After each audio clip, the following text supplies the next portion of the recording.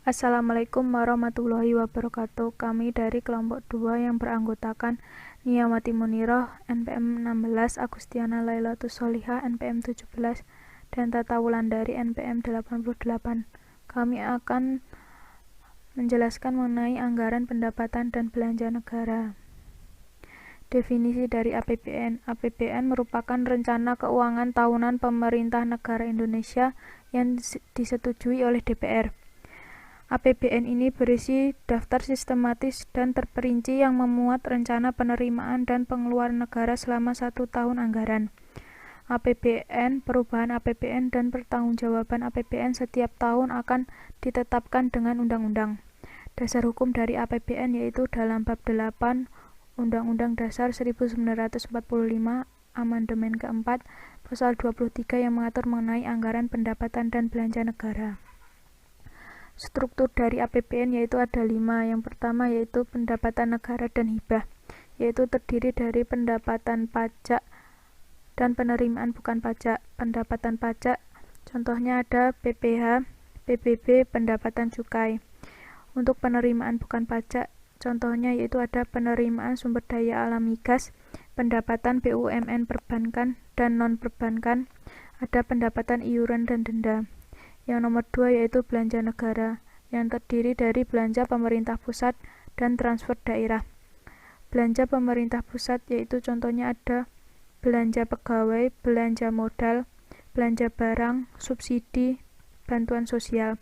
Untuk transfer daerah yaitu terdiri dari dana perimbangan, yaitu contohnya seperti dana bagi hasil, dana alokasi umum, dana alokasi khusus, dana otonomi khusus, dan dana otonomi khusus, dana penyesuaian.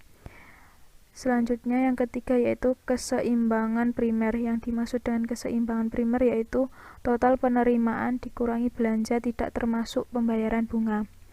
Yang nomor 4 yaitu ada surplus atau defisit anggaran, yaitu selisih antara penerimaan dan pengeluaran dalam anggaran. Selanjutnya yang nomor 5 yaitu pembiayaan, yaitu ada pembiayaan dalam negeri dan pembiayaan luar negeri. Untuk pembiayaan dalam negeri contohnya pembiayaan perbankan dalam negeri dan pembiayaan non-perbankan dalam negeri. Contohnya yaitu ada hasil pengelolaan aset, surat berharga neto, dana investasi pemerintah, dan lain-lain. Untuk pembiayaan luar negeri yaitu terdiri dari penarikan pinjaman luar negeri yaitu atas pinjaman program dan pinjaman proyek, ada penerusan pinjaman, ada pembayaran cicilan pokok utang luar negeri. Yang selanjutnya siklus APBN. Siklus APBN yaitu ada 5. Yang pertama ada perencanaan dan penganggaran APBN. Tahap perencanaan yaitu dimulai dari penyusunan arah kebijakan dan prioritas pembangunan nasional. Yang kedua ada kementerian negara atau lembaga melakukan evaluasi pelaksanaan program dan kegiatan pada tahun berjalan, menyusun rencana inisiatif baru dan indikasi kebutuhan anggaran. Yang ketiga yaitu Kementerian Perencanaan dan Kementerian Keuangan mengevaluasi pelaksanaan program dan kegiatan yang sedang berjalan dan mengkaji usulan inisiatif baru berdasarkan prioritas pembangunan serta analisis pemenuhan, kelayakan, dan efisiensi indikasi. Untuk tahap penganggaran yaitu dimulai dari penyusunan kapasitas fiskal yang menjadi bahan penetapan pagu indikatif. Selanjutnya penetapan pagu indikatif, penetapan pagu anggaran. Yang ketiga penyusunan rencana kerja dan anggaran. Yang keempat penelaahan RKAA atau KL sebagai bahan penyusunan nota keuangan dan rancangan undang-undang tentang APBN. Yang terakhir yaitu penyampaian nota keuangan, rancangan APBN dan rancangan undang-undang tentang APBN kepada DPR. Yang kedua yaitu penetapan atau persetujuan APBN.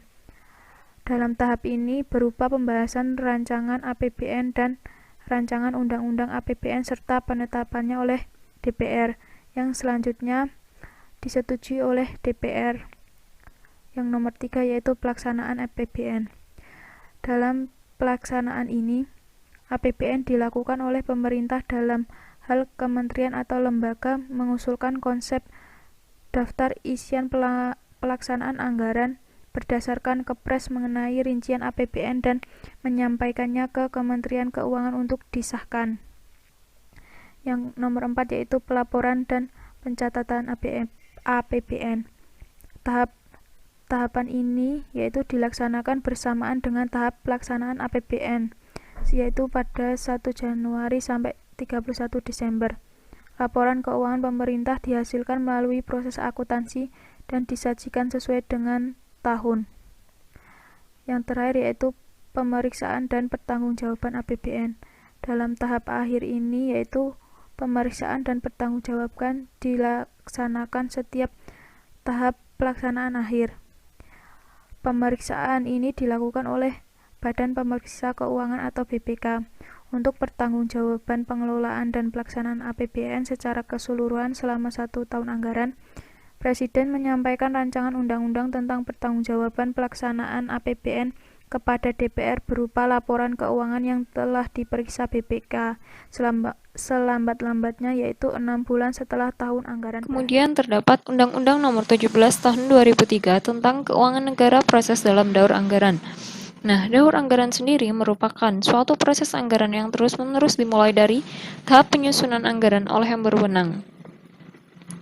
Nah, yang dimaksud daur anggaran ini itu seperti yang dijelaskan sebelumnya, yaitu terdapat 5 tahapan. Nah, di situ mencakup beberapa hal. Yang pertama yaitu penyampaian pokok-pokok kebijakan fiskal dan kerangka ekonomi makro oleh pemerintah, pembahasan kerangka ekonomi makro dan kebijakan fiskal oleh DPR dan pemerintah, penetapan kebijakan umum dan prioritas anggaran sebagai pedoman bagi departemen atau lembaga, menteri atau pimpinan lembaga menyusun rancangan anggaran serta perakiraan anggaran tahun berikut berdasarkan target prestasi yang hendak dicapai. Berikutnya, menteri atau pimpinan lembaga membahas dengan komisi DPR terkait rancangan anggarannya, sesuai dengan pedoman dari Menteri Keuangan dan hasilnya disampaikan kepada Menteri Keuangan. Selanjutnya, penetapan APBN dilakukan 2 bulan sebelum awal tahun anggaran yang bersangkutan agar dokumen pelaksanaan anggaran dapat diterbitkan tepat waktu dan pemerintah daerah mempunyai waktu yang cukup untuk penyusunan dan penetapan APBD. Dan yang terakhir adalah dalam pembahasan dan penetapan anggaran undang-undang, Susduk mengatur kewenangan panitia anggaran dan komisi-komisi sektoral pada lembaga legislatif. Selanjutnya, untuk pertanggungjawaban atas pelaksanaan keuangan negara, dilaksanakan aturan. Yang pertama, Presiden menyampaikan rancangan undang-undang tentang pertanggungjawaban pelaksanaan APBN berupa laporan keuangan yang telah diperiksa oleh BPK.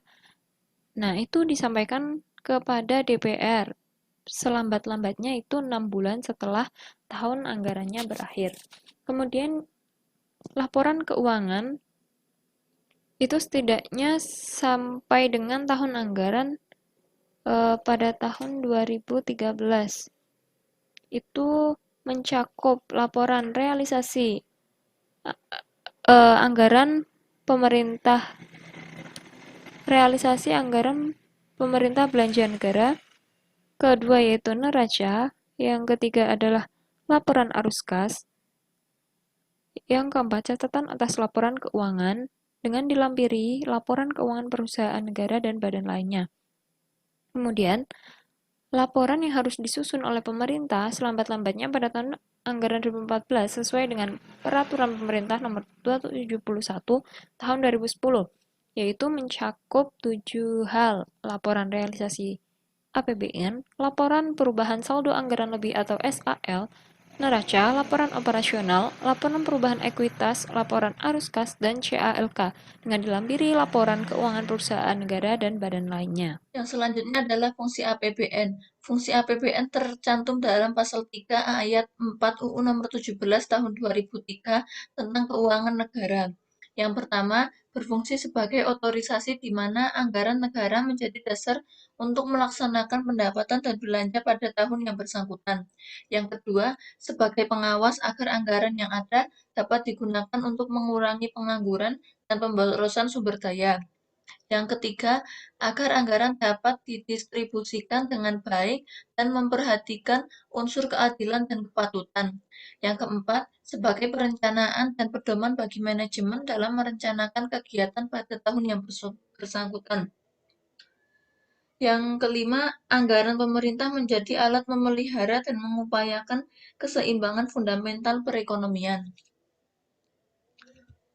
Yang selanjutnya pelaksanaan APBN. APBN itu disusun berdasarkan 4 asas, yaitu 1. Kemandirian. Pembiayaan didasarkan pada kemampuan negara dan bantuan pembiayaan dari negara lain. Yang kedua, penghematan atau peningkatan efisiensi dan produktivitas. Yang ketiga, fokus pada asas dan undang-undang negara. Yang keempat, penajaman prioritas dan pada pembangunan, yaitu di mana mendahulukan pembiayaan untuk yang bermanfaat. Yang selanjutnya, pelaksanaan APBN berpedoman pada Peraturan Pemerintah Nomor 45 Tahun 2003 tentang tata cara pelaksanaan APBN. Yang pertama, pengguna anggaran atau PA adalah pejabat kewenangan penggunaan anggaran kementerian negara atau lembaga. Menteri Keuangan bertanggung jawab dalam memimpin dana melaksanakan anggaran.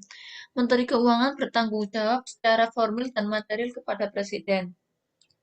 Tanggung jawab formal merupakan tanggung jawab atas pengelolaan keuangan yang dipimpinnya. Yang dimaksud dengan tanggung jawab atas pengelolaan keuangan yang dipimpinnya adalah tanggung jawab yang melekat pada Menteri Pimpinan Lembaga selaku PA sesuai dengan kewenangan yang diatur dalam Pasal 4 Ayat 2 UU Nomor 1 Tahun 2004 tentang Perbendaharaan Negara. Tanggung jawab material merupakan tanggung jawab atas penggunaan anggaran dan hasil yang dicapai atas beban negara. Menteri selaku PA berwenang dalam menunjuk Kepala Satuan Kerja yang melaksanakan kegiatan kementerian lembaga sebagai kuasa pengguna anggaran atau KPA. Yang kedua, menetapkan pejabat perbendaharaan negara lainnya. Yang selanjutnya adalah kuasa pengguna anggaran atau KPA, adalah pejabat yang memperoleh kuasa untuk melaksanakan sebagian kewenangan dan tanggung jawab penggunaan anggaran pada kementerian negara atau lembaga yang bersangkutan. Dalam pelaksanaannya, KPA memiliki tugas dan wewenang yaitu menyusun daftar isian pelaksanaan anggaran atau DIPA, menetapkan panitia pejabat yang terlibat dalam pelaksanaan kegiatan dan anggaran, menetapkan rencana pelaksanaan kegiatan dan rencana pencairan dana.